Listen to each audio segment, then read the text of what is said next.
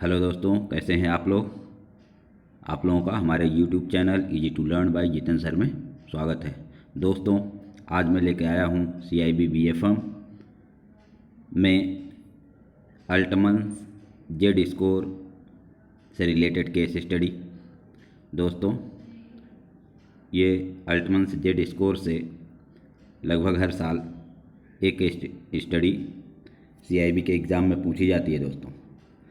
तो मेरी कोशिश ये है दोस्तों, हम आप लोगों को इस केस स्टडी के द्वारा आप लोगों का कंसेप्ट भी क्लियर करें और जो क्वेश्चन आएगा उसको सॉल्व करने में मदद करें दोस्तों। तो दोस्तों, हम इसमें आगे बढ़ते हैं। एक छोटा सा इंट्रोडक्शन दे देते हैं आपको कि अल्टमन्स जेड स्कोर होता क्या है। ये दोस्तों एक अल्टमन्स से उन्होंने ये मॉडल को प्रिपेयर किया था, यह पता करने के लिए कोई फर्म अगले 12 महीने में बैंक करप्ट होगी, डिफ़ॉल्ट होगी या नहीं होगी। तो इसको पता करने के लिए इन्होंने 5 तरह के रेशियो को ऐड करके एक जेड स्कोर निकाला और उस जेड स्कोर के आधार पर इनका कहना था कि अगर जो जेड स्कोर आया उसकी वैल्यू 1.81 से कम है तो जो भी फर्म है, कंपनी है, वो 12 महीने के अंदर बैंक करप्ट हो जाएगी या डिफ़ॉल्ट हो जाएगी। तो इस मॉडल के आधार पर हम किसी भी फर्म के करप्ट होने या डिफ़ॉल्ट होने का पता लगा सकते हैं दोस्तों। यह है मोटा मोटा इसका थोड़ी सी जानकारी। अब हम क्वेश्चन को पढ़ते हैं दोस्तों। अब फर्म है फॉलोइंग डाटा, एक कंपनी है, फर्म है जिसके फॉलोइंग डाटा इधर दिए गए हैं। इसमें असेट है और लाइबिलिटी है दोस्तों। तो असेट है, लाइबिलिटी है, कैश इसमें 20, ये सारे जो हैं लाख में दिए गए हैं दोस्तों। ये जो अमाउंट दिए गए हैं इन लाख, ठीक, यहाँ लिखा नहीं है लेकिन इतना छोटा अमाउंट जो नहीं रहता ये लाख में ही रहते हैं दोस्तों, ठीक है। तो कैश जो है यहाँ 20 lakh, account receivable 90, inventory 90, fix asset 500 and total asset 700 दोस्तों। और इसी तरह से यहाँ लाइबिलिटी है, account payable 30, note payable 90, accrual 30, long term debt 150, equity 400 and retained earning 22, ठीक है दोस्तों। और इस कंपनी का सेल जो हुआ है वो 500 लाख का है, टैक्स 56 लाख दिया है, इंटरेस्ट जो है वो 40 लाख दिया है, net income 44, cost of good sale 360, ठीक है दोस्तों। ये डाटा दिया गया है। इसमें कुछ डाटा और दिए गए हैं। जो मार्केट वैल्यू ऑफ इक्विटी है दोस्तों वो बुक वैल्यू के बराबर है और इसके आधार पे हमें कुछ क्वेश्चन के आंसर देने हैं दोस्तों। तो इसमें से पहला क्वेश्चन है find out the net working capital. इस डाटा के आधार पे आपको निकालना है कि इनका नेट वर्किंग कैपिटल क्या होगा। What is earning before interest and taxes, जो EBIT होता है दोस्तों, वो कितना है ये निकालना है। इसमें रेशियो X4 निकालना है दोस्तों। और लास्ट में इसका है कैलकुलेशन ऑफ अल्टमन्स जेड स्कोर, ये बहुत ही इंपॉर्टेंट है दोस्तों। और इसमें दिया गया है कि यह कंपनी सर्वाइव करेगी या करप्ट हो जाएगी, ये भी बताना है। तो हम इसको आगे सॉल्व करते हैं दोस्तों। सबसे पहले देखें, क्वेश्चन था नेट वर्किंग कैपिटल।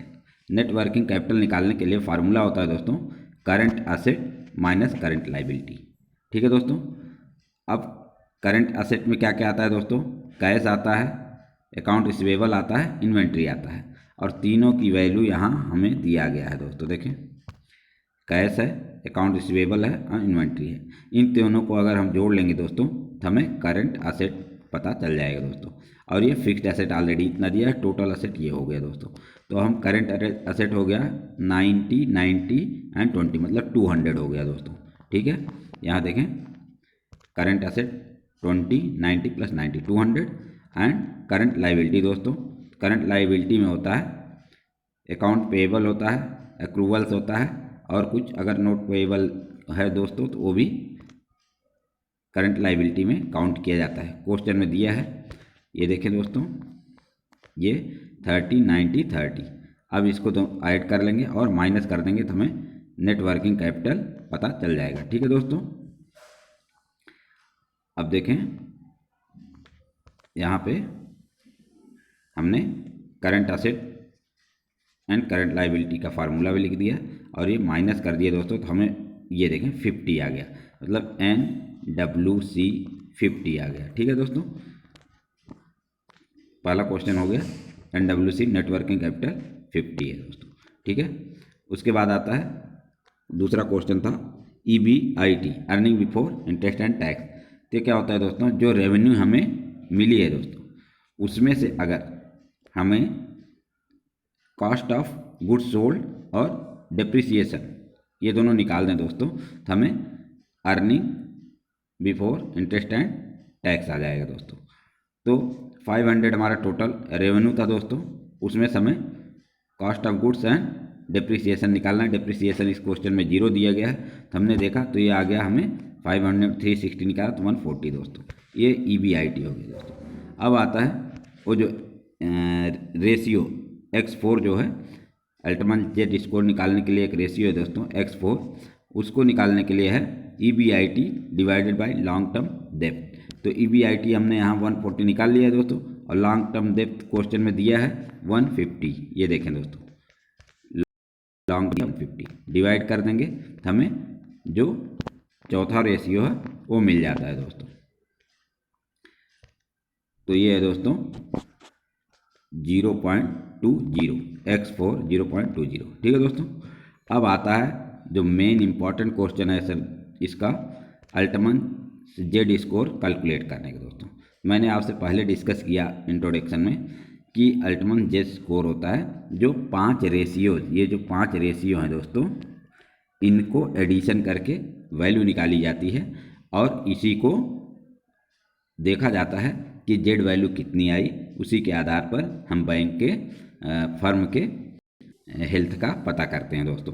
अब देखें इसका रेशियो है दोस्तों, जो X1 है उसका 1.2 टाइम प्लस X2 का 1.4 टाइम, X3 का 3.3 टाइम, X4 का 0.6 टाइम और X5 का 1 टाइम लिया जाता है दोस्तों। अब जो है दोस्तों इसमें जो है 1.2 टाइम है X1 का। अब X1 क्या है, X1 है नेट वर्किंग कैपिटल बटे टोटल असेट। ठीक है दोस्तों, इसमें देखें केवल ये 4 को छोड़ दें, ये 4 नंबर इसमें है डिनोमिनेटर में लॉन्ग टर्म लाइबिलिटी और सब में टोटल असेट है। ठीक है दोस्तों, फार्मूला याद करने में भी इजी है कि X1 से लेके X5 में ओनली X4 को छोड़ दें तो सभी के डिनोमिनेटर में टोटल असेट है। ठीक है दोस्तों, अब इसके आधार पे अब X1 निकालने के लिए क्या है, net working capital divided by total asset. Net working capital हमने पहले निकाला था क्वेश्चन नंबर 1 में, तो वहाँ 50 आया था और टोटल असेट क्वेश्चन में दिया है 700। तो 50 डिवाइडेड बाय 700 हमें मिल गया 0.0714। ठीक है दोस्तों, अभी केवल यहाँ तक देखें। ठीक है दोस्तों, ये वाला बाद में देखते हैं। उसके बाद दूसरा है दोस्तों X2 जो रेशियो है वो होता है retained earning divided by total asset. अब रिटेन अर्निंग क्या है दोस्तों, क्वेश्चन में दिया था रिटेन अगर अर्निंग है क्वेश्चन में 22, ये भी क्वेश्चन में दिया है दोस्तों। देखें रिटेन अर्निंग है ये 22, ये क्वेश्चन में दिया है डिवाइडेड बाय टोटल असेट। ठीक है दोस्तों, तो हम देखें इधर चलते हैं, retained earning divided by total asset, तो 22 डिवाइडेड बाय 700, क्योंकि टोटल असेट दिया है 700, तो 22 डिवाइडेड बाई 700 हमने किया तो आ गया 0.0134, ये आया आंसर दोस्तों। ठीक है, अभी आते हैं तीसरा रेशियो निकालते हैं X3 होता है दोस्तों EBIT मतलब earning before interest and tax divided by total asset.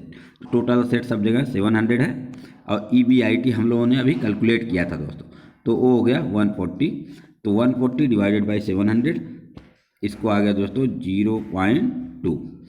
अब नेक्स्ट देखते हैं X4, रेशियो X4 में क्या है, market value of equity of रहता है दोस्तों यहाँ divided by long term liability. तो market value of equity means उनका शेयर कितना है, इक्विटी कितना है, तो 400 दोस्तों, और लॉन्ग टर्म लाइबिलिटी क्वेश्चन में दिया है। देखें लॉन्ग टर्म लाइबिलिटी क्वेश्चन में दिया है दोस्तों, देखें ये हैं, और इक्विटी दिया है 400, तो डिवाइड कर दिए तो हमें पता चल गया X4 2.666। ठीक है दोस्तों। अब उसके बाद आता है रेशियो 5 X5, जिसमें है टोटल सेल बटे टोटल एसेट। टोटल एसेट आपको पता है 700 और सेल कितना हुआ तो 500, क्वेश्चन में ही दिया है दोस्तों। तो 500 डिवाइडेड बाई 700, आंसर आ गया 0.7142। यहाँ तक तो सॉल्व हो गया दोस्तों, ये आपका रेशियो निकल गया, पांचों ratio X1 X2 X3 X4 and X5।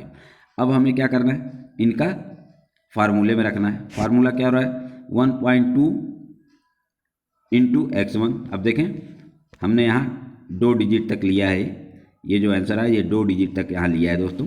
तो अब 1.2 इंटू X1 कर दिया, तो X1 क्या है 0.07 ही लिया है हमने, 1 नहीं लिया, 2 डिजिट तक लिया और मल्टीप्लाई किया दोस्तों, गया 0.08। सेकेंड में दोस्तों देखें क्या है 1.4 इंटू X2 था, X2 है 0.03, 1.4 का मल्टीप्लाई किया तो ये गया 0.04। ठीक है दोस्तों।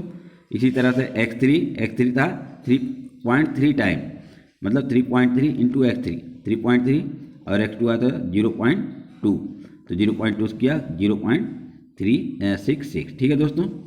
नेक्स्ट है X4 देखो 0.6 इंटू X4 था, हमने 0.6 लिखा और X4 का वैल्यू 2.66 लगाया दोस्तों, तो आ गया 1.59। इसी तरह से हमें X5 का वैल्यू पता है दोस्तों 0.7142 और उसका 1 टाइम लेना है, तो 1 से करेंगे वही सेम आया। अब इन सभी को X1 X2 X3 X4 and F5 को दोस्तों हम लोग ऐड कर लेते हैं। जब टोटल कर दिया, ऐड कर दिया तो आया 3.08 और यही 3.08 दोस्तों आपका है जेड वैल्यू, मतलब अल्टमन जेड स्कोर। तो इस फर्म का अल्टमन जेड स्कोर आया 3.08। जब 3.08 आया, इससे क्या पता चला दोस्तों, इससे यह पता चला कि हमारा ये जो फर्म है ये अगले 1 साल में 12 महीने में बैंक करप्ट नहीं होगा, डिफ़ॉल्टर नहीं होगा, डिफ़ॉल्ट नहीं करेगा दोस्तों। ठीक है दोस्तों। तो हमें ये पता चल गया कि इसका हेल्थ, फाइनेंशियल हेल्थ काफ़ी स्ट्रांग है और ये सर्वाइव करेगा दोस्तों। हमें आशा लग रहा है दोस्तों कि अच्छी तरह से आप लोग समझ गए होंगे। इसका 1-2 बार प्रैक्टिस करें और ये आपको बहुत ही हेल्पफुल होगा दोस्तों। अब इसमें लास्ट क्वेश्चन था, जेड स्कोर के आधार पे आपको ये बताना है कि यह फर्म सर्वाइव करेगा आगे कि बैंक करप्ट हो जाएगा। तो दोस्तों देखें अब इसका जेड स्कोर क्या आया 3.08 और जो उसका थ्योरी क्या है, अगर 1.81 से लेस है, कम है, तब जो है आपका फर्म बैंक करप्ट हो सकता है। और यहाँ पे हमें क्या दिया है, फर्म का जो अल्टमन जेड स्कोर आया है वो ग्रेटर देन 1.81 है दोस्तों। इसका मतलब क्या है, फर्म का फाइनेंशियल हेल्थ अच्छा है और यह सर्वाइव करेगा दोस्तों। तो दोस्तों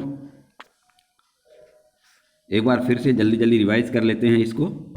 देखें अल्टमन जेड स्कोर क्या होता है, यह पता करने के लिए होता है कि अगले 12 महीने में फर्म बैंक करप्ट होगा, डिफ़ॉल्ट होगा कि नहीं होगा।